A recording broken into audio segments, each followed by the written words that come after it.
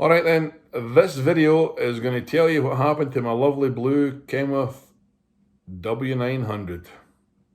She is no more. And the yellow Pete, she's sick as well. Rough times, but we're still going. Remember, the man that never gives up can never ever be beaten. Cheers, thanks for watching, hope you like the video.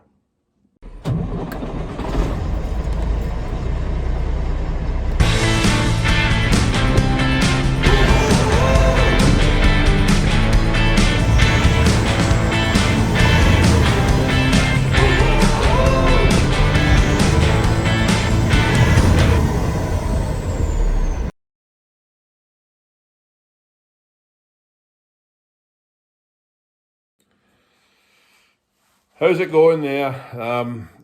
It's been a while since I've put a video up, and a couple of folk have said, didn't know if you're still trucking, didn't know if you're doing this, didn't know if you're doing that, so I'll just give you an update.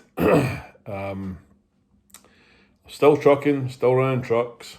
I went over to Scotland for a couple of months there, and when I was on my way over, my wife had some staffing issues that I stayed and helped with, and so anybody that thinks that trucking is a hard game, you should try being a chef in the summertime in a hot kitchen with the cookers going, the hot plates going, the dishwasher steam coming out, and going hard at it. It's no easy, very hard job. So by the time I was done doing that at night time, there was not a lot left to get up the stairs at night time, and that was me beat. When I was away, however, from the trucks, my wife and I got to go to London and have a really good weekend down there. That was good. Took the train down and stayed in the hotel. All the hotels in the UK were super expensive around the coast, but in London they were super cheap. So I think we got paid about £65 or £70 to stay in Kensington, and so that was good. Had a great time.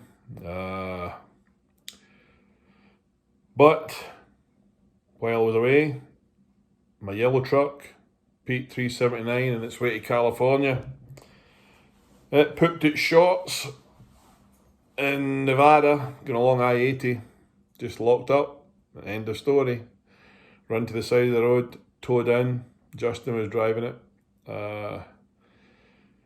So that was that. So that's got to get a new engine in it, or get that one rebuilt. I've got a couple of options to put a cat in it, and then it'll no break anymore. It's apparently quite hard to get parts for the Cummins right now. So then after that, beginning of August, I was in the cafe getting prepped up, ready to open up, and I got a phone call from Justin actually again, that my blue Kenworth W900 was coming across Iowa, almost to Omaha, and he looked in his mirrors and he thought he could see quite a strong orange glow between the truck and the trailer, and it was dark, and it went in fire. It went in fire so much that we don't know whether it was the rear end of the truck that went in fire or the reefer that went in fire. Impossible to tell, but it's done. The truck is done, I think. It might become a day cab, so it was loaded with luncheon meat, so that'll be a good claim with the insurance, but they're taking care of that. Truck, the trailer burned that hot, destroyed the load, but it burned that hot that the whole trailer is separated from the fifth wheel, so it just bumped the front of the trailer away, and then so the fifth wheel plate is stuck on the fifth wheel, but there's nothing behind it, just half the trailer. So that was that. It burnt the rear end of the truck. Those of you that have watched the channel for a while can see, probably have seen what Jeff, our master mechanic over here in Idaho Falls, can do. Maybe take the back half of a truck and cuts it at a 45-degree angle and cuts the bad half off and puts the other half on, a new half. So I've got a friend that's got a couple of trucks that he's scrapping, so we might just take the back end off of that because the steel got super hot, so it's probably lost its temper. But it's got a cracking engine, cracking front end, cracking cab. The sleeper, back end of the sleeper is melted. The headache rack melted because the reefer unit landed on, once it sheared the bolts, it fell over onto the top of the truck, and happy days. That was the middle of the night. So there's the insurance valuations worked out good in the truck. Trailer, not so good. Load is getting covered, so we'll figure out what that means for insurance later. Next year, we'll see. So that was the blue one. The yellow one needs an engine. Young Wes has added an extra truck, so we're running 5 at the minute. Wes has got 2, I've got 3, and I've still got the green one. Sorry, the transmission went down the green one, so it's at the shop. I've got a used transmission to go into that, so that will be done this week, and then that'll be us up to 6. But since I've been gone and come back, things were difficult for getting equipment before I left, but oh my goodness, I can't believe what I'm hearing here about the value of equipment. So trailers that I had bought last year are worth about 15-20 grand more this year. But it's hard to get one. This one that went in fire, I've got to replace it, and I can't find one. Can't find a reefer unit anywhere. I was offered a 2007, a 2008 for $25,000. 16-year-old, no, wait a minute, 13, those are just finished, done, wore out, but you can't get them. So Justin's pulling a step deck right now for us, so that's working out pretty good. I've got a chance at another step deck that I'm probably going to take, because we can haul onions for the most part of the year on a step deck, and round down to Texas with those, and we can get good loads coming out of Texas coming back up here. Plus, the cost of a step deck right now is a third of the cost of a reefer. Plus, you don't have the fuel or the maintenance or any of that type of stuff. So that's working out for us. We're getting the same revenue each week from the step deck as we're getting from the reefer. So not so bad. We just throw onions in the flatbed and go. Something that I've been told as well about the equipment prices. Trucks are just beyond expensive. I was told when I was looking for trailers that if you've ordered a brand new truck, you had to order them maybe 6 or 9 months ago to get them. So if it's your turn and the truck's coming and it's coming into the dealer, some dealers are offering customers 30 grand cash to walk away from the deal, so that they've got equipment that they can sell on to people for a lot more money. So let's just say you ordered the truck and it was 150, they're willing to give you 30 grand more right now to walk away from it, so that they can sell it to somebody for 190, 200 grand. Absolutely insane. Parts are getting harder and harder to get. People just need to go back to work. There's dozens and dozens of container ships off the coast of California that are not getting unloaded. Parts are on them. Apparently Cummins are having a bit of a difficult time because they buy parts from all over the world. Parts come from Germany, Indonesia, Brazil, Mexico, and they put them together in America to make engines and stuff. Parts are, if you get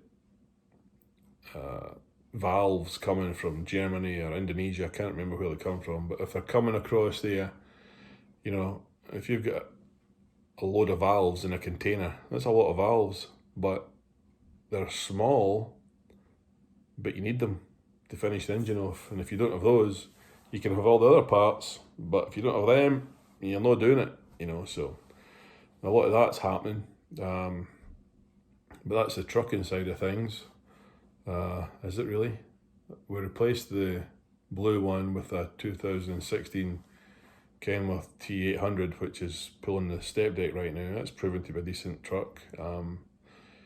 Looking forward to getting the green one back on the road. Hopefully this week Jeff's quite backed up with work at the workshop, but I've got the transmission organised, ready to go. So if we can get that on the go, that'll be back to 6. So, but that's what it is. I've had my IFTA to catch up, a lot of paperwork to catch up in. Dealing with the paperwork for the insurance claim has been a hassle, a little bit of a hassle, but we've got some good shippers that we're working with now, so it's all good.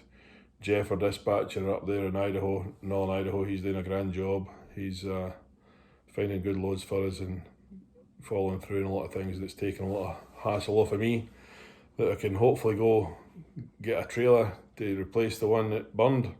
I thought I was going to be able to go and I phoned the recovery company and said, hey, is that truck trailer towable? Because once I found out the price of trailers, I thought, geez, I could probably put 15 grand into this trailer and still come out ahead, you know, get the front of it repaired. But then I saw pictures of it and I thought, the thing's halved in two, so I don't want to even go down that road. So, but that's what's going on with the trucks. I think that's all of the major updates, really. Yeah, that's about it. But I hope this video catches you up a bit. Try and get some videos on about some more interesting stuff than just my head telling a story. But was good to get back home to the old homeland there and spend some time with the wife and family and the grandkids all there. And incidentally, best wishes to you two little ones. They've both got I can't say the word, but you know, they're both off school and having to spend some time on their own. But wish you all the best and hope you get better. Pair of you. One is showing, one's worse than the other. So, but best wishes to you two young ladies. Hope you get feeling better soon.